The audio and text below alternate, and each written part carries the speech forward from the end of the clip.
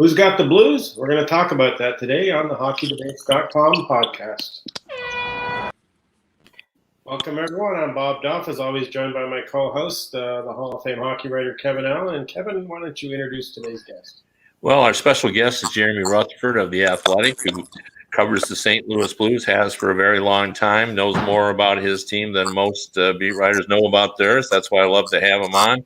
And Jeremy, I just thought, we haven't talked much this season about the Blues. They haven't probably had the kind of season they would have liked to have had, but here we are, down the stretch when everybody was looking at perhaps the Coyotes to make a run, but the Blues have held them off. I think I saw they're 5-0-1 in their last 6, and have played well enough to get in.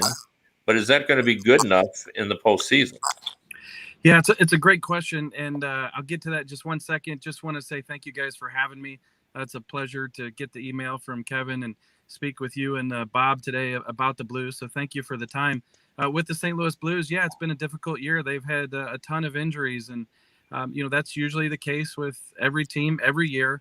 But I do have to admit that with the Blues, it's been long-term injuries to key guys. And as you guys know, that's tough to overcome. You can lose a second or third line guy for a couple of weeks, but the Blues have lost top line guys and top paired defensemen for months. And so that's been very difficult. And with that, there's also been a quantity of injuries. So they started to get guys back mid-season, and you thought that it would come together. Sure, it would take a week or two for everybody to find that chemistry again, but it didn't. It didn't necessarily come together. So only recently, Kevin, you mentioned the 5-0-1 there.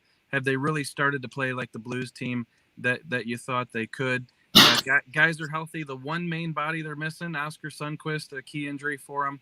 But otherwise, everybody's rounding into shape, and they're getting ready for the playoffs. Looks like they're going to be able to slip in. All we've heard all season long in the West Division is Colorado and Vegas don't want to finish second because they don't want to have to deal with the Minnesota Wild in the first round of the playoffs. But I'm thinking, the team that won the Cup 2 years ago isn't going to be any bargain in the first round either. So I don't know if finishing first in the West is any better than finishing second.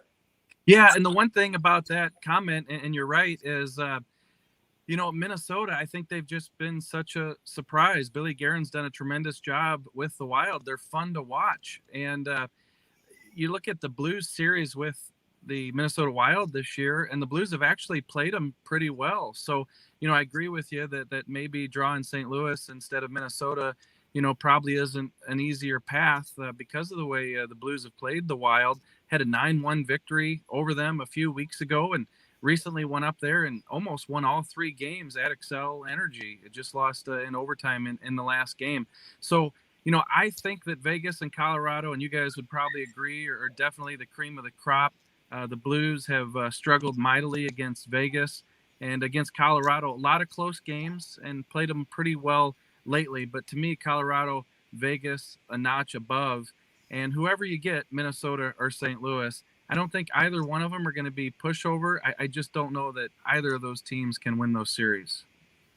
I'm sure St. Louis fans, Jeremy, are hoping that we can see kind of the same Blues team that won the Stanley Cup. But, obviously Peter Angelo won't be there, and he was a big part of all that.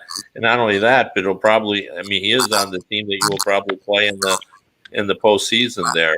Tell me what the Blues have looked like without Peter Angelo and how that's sort of changed the defense.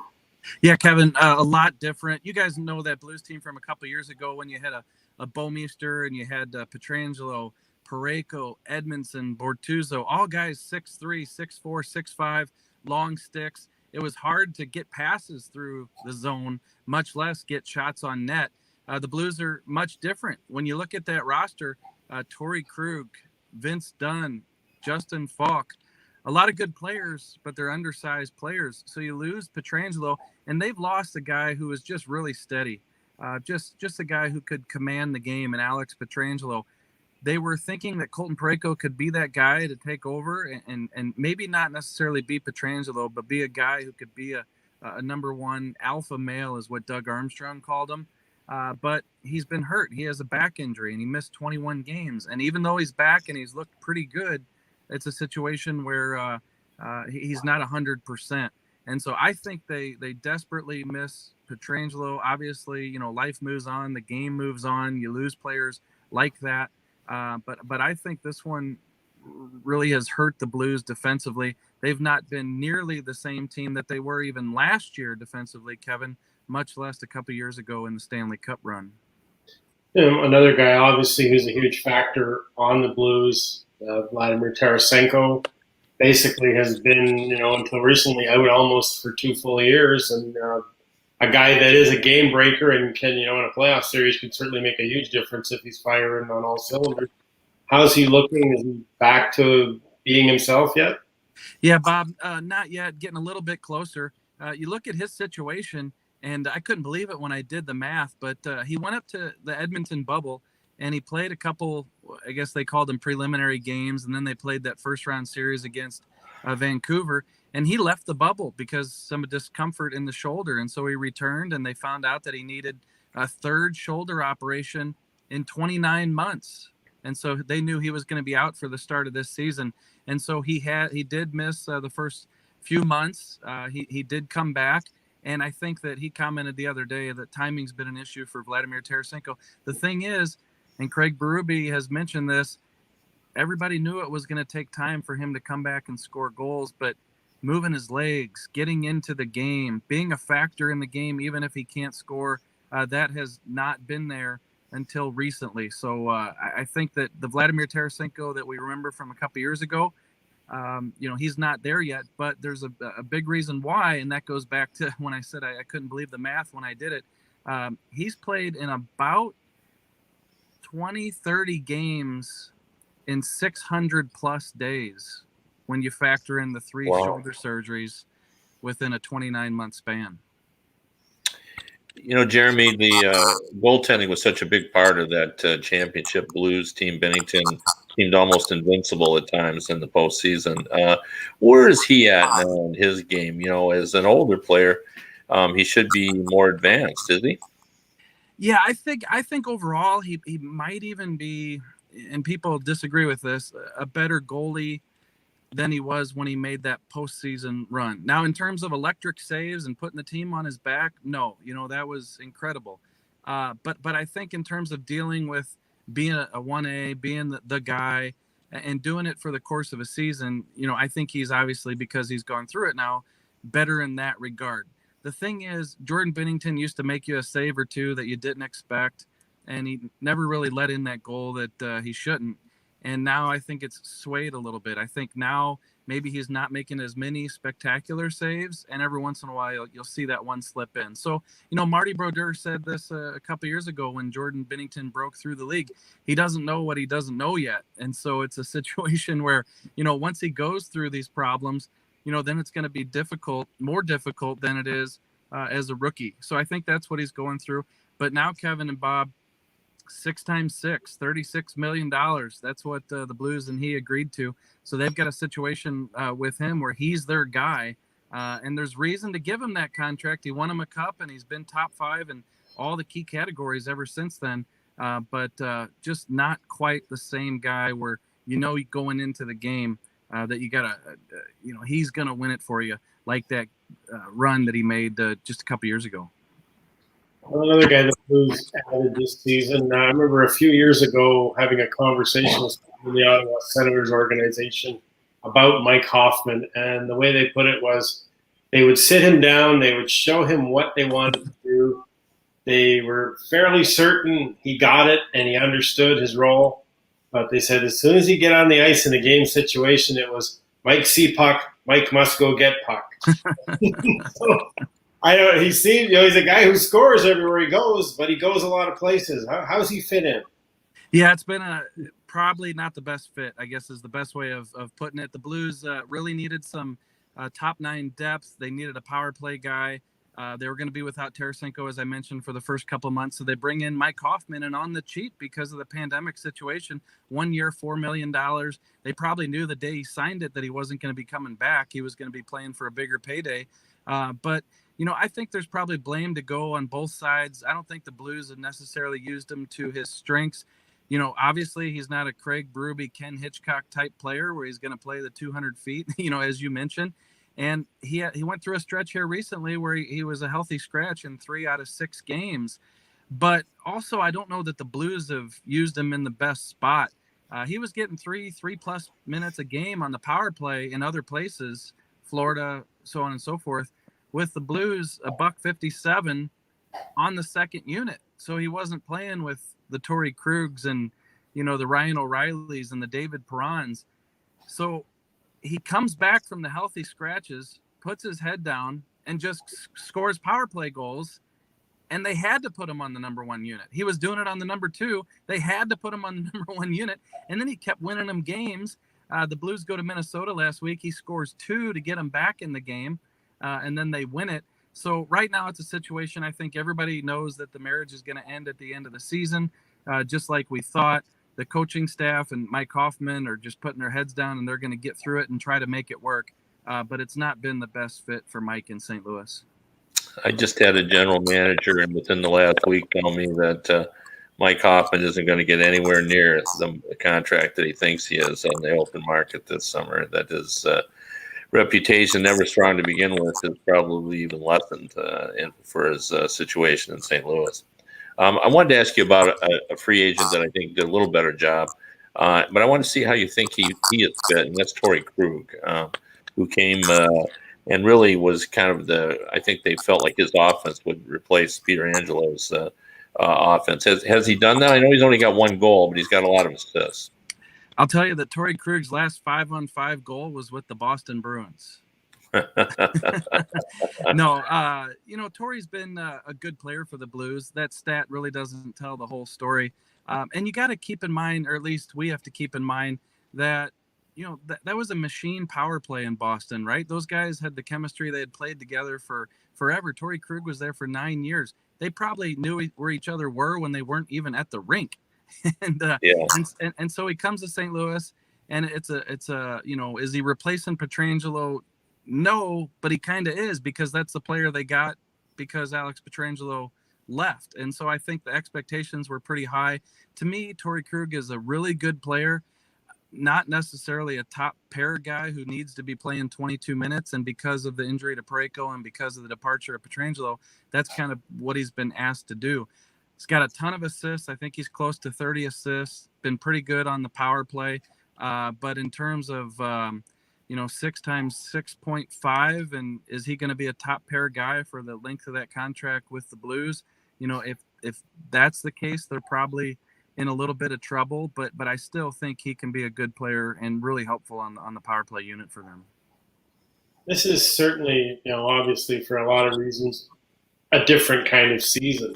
But it's really, you got to go back to the 1920s to have this level of mystery in the Stanley Cup playoffs. I mean, we do know who the other teams are. They're not complete mysteries, but you're not going to see those other teams unless you get out of your own division. And it really creates, when you start watching different divisions, like I find I watch the North Division and it doesn't look the same as when I watch the West and East in terms of intensity and pace and, competitiveness. And you wonder, when those 4 division winners come together, what's going to happen?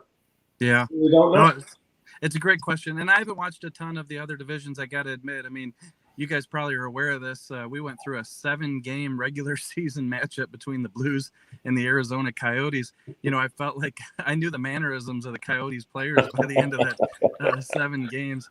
It was pretty crazy. But, it's been really competitive in the West. And, I got to tell you that, you look on paper and you see what Vegas and Colorado have been able to do. It's legit. And I do think Vegas has the edge on Colorado. Colorado obviously has gone through some COVID situations on a couple occasions. McKinnon is still McKinnon, don't get me wrong. But I just think Vegas has a lot of power up front. The goaltending's good. And we talked about Pietrangelo and look, he's kind of just a piece there. I mean, obviously he's a big piece, but just a piece on that back end. So a really strong team. And I do think that whoever comes out of the West is going to have a really good shot to win this thing. Well, Jeremy, we've run out of time for this segment. It went by too quickly, but we really appreciated having you on and sharing your Blues insight with us. Hope to have you on during the playoffs. Kevin, Bob, highlighted my day, week, month. This is great just to hear you guys and see your faces. I really appreciate the opportunity, and a couple guys that I really looked up to a lot of years, writing for the newspaper. So thank you very much for the opportunity, and love to come on anytime. Thanks for joining us, Jeremy. We feel the same way. Thanks a lot, Jeremy. Thank you. All right, that's was Jeremy Rutherford of The Athletic. Also wrote for the St. Louis Post-Dispatch for a number of years. Really knows his team well. He's really on the inside of it. And, pretty interesting insight, Bob, about the Blues. And just in terms of, we talk about chemistry all the time, but we never kind of talk about it in terms of trying to regain championship chemistry that they haven't been able to do, because, their key guys have been injured, and they've had just a slew of injuries. Yeah, and you look at that division too, and we talk a lot about the East Division being tough, but the West Division to me is just as tough. I mean, and I could see any of those four teams winning that division, as much as you certainly think it'll be either Colorado or Vegas. I mean, I watched Vegas and Minnesota last night, and Vegas was all over them, and I thought this game's over. And Minnesota dug down. I don't know where they got it from, but came back, scored 3 goals, and came back from 5-3 down to win the game 6-5. And I've said this year something I've never said in their history of their existence. I really enjoy watching the Minnesota Wild play hockey. I've never been able to say that in previous years. I agree with you. I think, to me, the two most entertaining teams this season for me to watch has been Carolina and Minnesota. Having Kaprizov in Minnesota has really helped, but it goes beyond that. Ek Eriksson has played really, really well for them as well, and it's not the same old Minnesota Wild. I think Bill Guerin has brought a real energy to that team there, and the same is true in Carolina, where their forecheck is so electric. Like, they're on you all the time. They're a skating team, and they move. And, obviously the Tampa Bay Lightning are still entertaining to watch, fun to watch as well. And I always like watching the Penguins. It doesn't seem to matter who's their personnel. They're always offensive-minded as well. But, it's going to be interesting to see if the Blues can – get that playoff magic back. If Tarasenko, I think Jeremy said he's close to being back to the way he was. Well, they're going to need that. Like, they're a negative, a minus goal differential team going into the postseason, and that they're going to be one of the very few. If I'm not sure there's going to be another minus goal differential team. Maybe there is, and I'm forgetting about it. But that's you don't see that too often. Not with the way the COVID divisions have been set up. And it's not the same pedigree, obviously, but I remember back when you got into the mid and late 1980s, when you'd see the Islanders in the playoffs. They weren't the Islanders that won the 4 cups in a row, but they still had Trottier, they still had Potvin, they still had Billy Smith, and they were always a dangerous foe in the playoffs. You probably were going to beat them, but you were going to really have to earn it. Yeah, no, that's true. I really one of the things that Jeremy mentioned that made me sit up and take notice, because I really hadn't thought about it in those terms. But he talked about how big the defense was. They were a heavy group when St. Louis won the cup, and obviously a lot of guys off that team are gone, and they're a different team now. Now Parayko is still there, and but Torrey Krug is smaller, and Justin Falk is smaller, and he mentioned all those guys. And so it's just when you're attacking the zone, it's a big difference when you're trying to get by 6'2", 6'3" guys, and when you're trying to get by 5'8", 5'9", 5'10" guys. Yeah, it's like when the Los Angeles Kings were ruling the league. When they won their 2 cups, they were such a massive physical team that fighting your way past them was just exhausting. And that was a big part of, they talk about culture, and you talk about, the way teams play and the style. And that was LA's style. And it was just, they just wore teams down with their just raw size. And you don't think about, you look, we're as guilty of as anybody in the media. We focus on the stars, the big name guys, because that's who people talk about. That's who people want to read about. But, when you lose, what you're going to call them secondary pieces, whatever you want to call them, you lose. Those are all elements that win you the championship, and probably more so in hockey than any sport, really. They're probably the hardest pieces to replace when you get that so-called chemistry to click and win a championship. And in a salary cap world, the reality is you can't keep all those pieces together for long. And when you've got to replace them, often their replacement pieces aren't of the same caliber. Yeah, and size, I'm not sure the average fan gives any thought to the fact that it's not always about physical play. And, as you just mentioned, it's about pushing that weight around and having to deal with it, and the weariness that comes from that when you play 7-game series. In other words, even if a guy is 230 pounds and he's soft, he's still a problem, because soft or not, he's still 230 pounds. And when you're trying to move him away from the goal, it wears on you. It wears you down. If you got to push on that all the time and trying to get him to move, well, he doesn't want to move. So he digs in a little bit, and you just exert more energy. I've had coaches talk to me about all along. You play this team, and you're just constantly having to deal with the giant-size players. I mean, players talk about what a wearisome task it is to get around Zdeno Chara, because you're always gone. He's got that long reach, and he's not the fastest guy in the world, but you grow weary of it, and I think that takes a toll in a 7-game series. Yeah, I imagine when you're coming down the ice and you see Chara and he spreads his wings out, it probably looks like he's touching both sides of the boards. Well, with his wingspan, I know he covers more than half the ice. I think they've actually sort of measured that, and I've had I can't remember, it might have been Gianta, but I remember doing an interview and I was doing a story about Chara and how effective he was, and I asked how you try to get in. He said, when you're a small guy like me, you want to get as close as you can to him, because that's where he has the most difficulty. You get out on his wings, he says, you're done. He gets this big long reach out. But if you get in close, it's hard for him to bring his arms in and is like a little mosquito. It's a pest. He can't swat you away as easily when you're in on his inside. And I thought, geez, that's how sophisticated the game is now, that they're watching video on how to attack Chara and trying to get in tight on him a little closer, because that's easier than going wide against him. You talk about, that's another thing I don't think the average fan maybe realizes, is just how much attention to detail, how extreme they go, and especially in a playoff series. I remember for years Roger Nielsen would come to the University of Windsor every summer and hold a coaching clinic, and one year he had Adam Graves in when Adam was playing for the Rangers and Roger was coaching the Rangers, and they showed how they dissected a playoff series between the Rangers and Montreal, and they targeted, this is how long ago it was Lyle Odlin was Montreal's main defenseman back then. And they just showed through video how they targeted Odlin and how they made sure every time he touched the puck, he paid for it. And they just kept putting bodies on him and wearing him down. And because they knew if they could take him out of the game, Montreal didn't have another defenseman like him.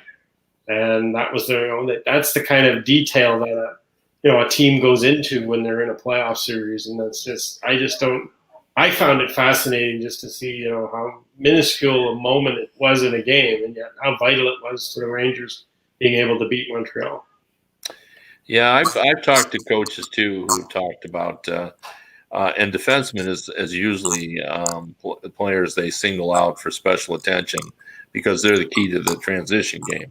And I remember talking to a pretty astute coach who talked to me about singling out in his mind Shattenkirk when Shattenkirk was on the Blues, and making sure that he got just banging him every chance they got just to wear him down, because he was their most effective player, and they felt that if they just leaned on him hard, that he would be less effective, and they ended up winning that series. I even remember when the former Soviet players first started coming over here, and one of them who was a huge success with the national team who didn't do well in the NHL was Vladimir Krutov, who came over to play for the Canucks. And I remember talking to Dave King, who was, the coach of the Canadian Olympic team for a number of years. And he said he wasn't surprised at all that Krutov failed in the NHL because they said when they scouted the Soviets, he was the guy they thought they could exploit. They thought he was the weakest mentally of that so-called green unit, that Fantastic Five of, Kasatonov, Fetisov, Larionov, Krutov, and who am I forgetting? Who's the fifth one? Makarov. Makarov, yeah. They thought, if they were going to ever beat the Russians, the guy they could exploit was Krutov. Yeah, and I think Krutov, by the time he got to the NHL, his lifestyle in Russia betrayed him. That I think he was he had done too much damage to his body by then. He just wasn't as effective player. And even when you watch that team, he was not nearly as dangerous as Makarov and Larionov, to be sure. I remember asking Paul Coffey one time when he was with the Red Wings toward the end of his career, what was something he learned when he was young in the league that helped him when he was old? And he said Larry Robinson told him during the Canada Cup, I think it was the 81 Canada Cup maybe, he said to him, Larry was near the end of his career then, and he said to Coffey, take care of your body when you're young and it'll take care of you when you're old. So that was the one thing he learned, and he said it paid off. One of the things that I learned when I started covering the NHL that I never noticed as a fan is that superstars can make all the dangerous passes that you can't make when you're an average player.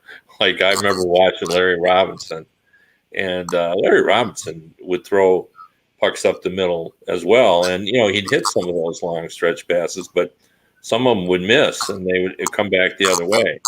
But you could do that when you were Larry Robinson. You just couldn't do it, if you were a journeyman defenseman, because Larry Robinson was great and he was going to make great plays, and he needed to make things happen. That's why he was Larry Robinson. But journeyman players couldn't do that.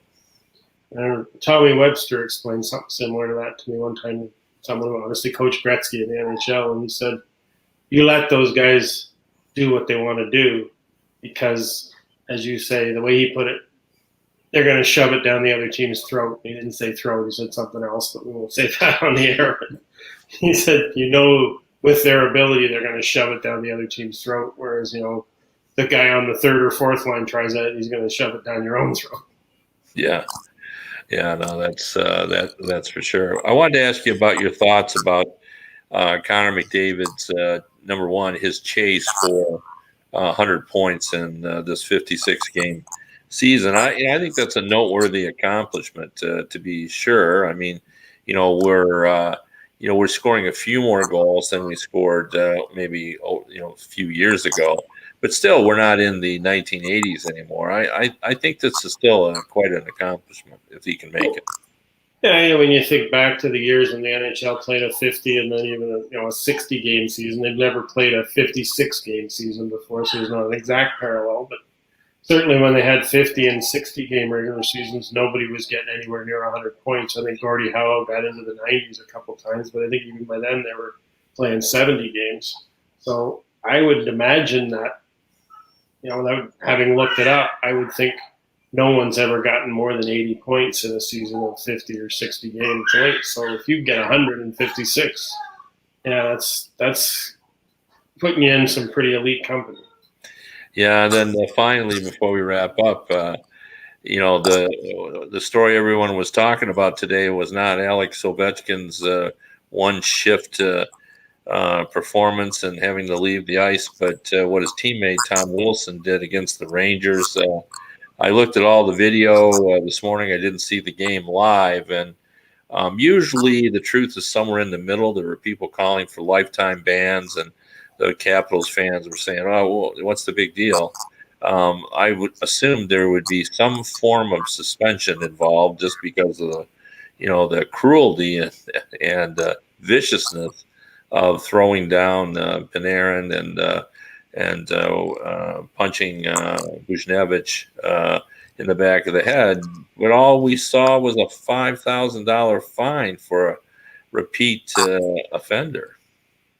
Yeah, maybe it's time NHL Department of Player Safety stopped putting former thugs in charge of discipline and but give it to somebody like Mark Savard who had his career ended by a play like that and see if maybe you get a little bit of a different perspective on the punishment because I think it's ridiculous that I know people say Tom Wilson's a great guy and all this, but how many mulligans do you get?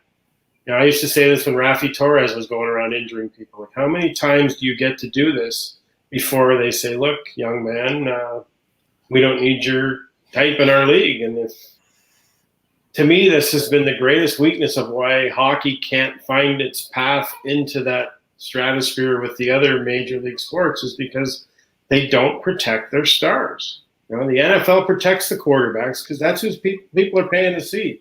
People aren't paying to see Tom Wilson. They're paying to see McDavid and Panarin and Austin Matthews and those guys. So protect them. Well, if nothing else, you would think the Capitals would be mad at him that he put their playoffs,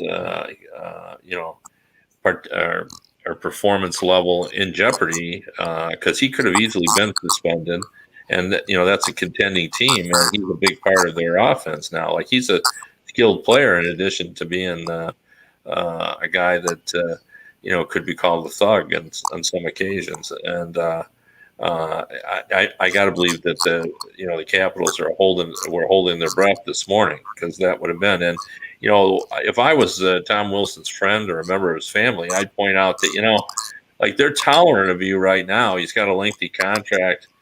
But, if he's not a goal scorer in a few years, they're not going to have his back the way they do now if he continues to act like this.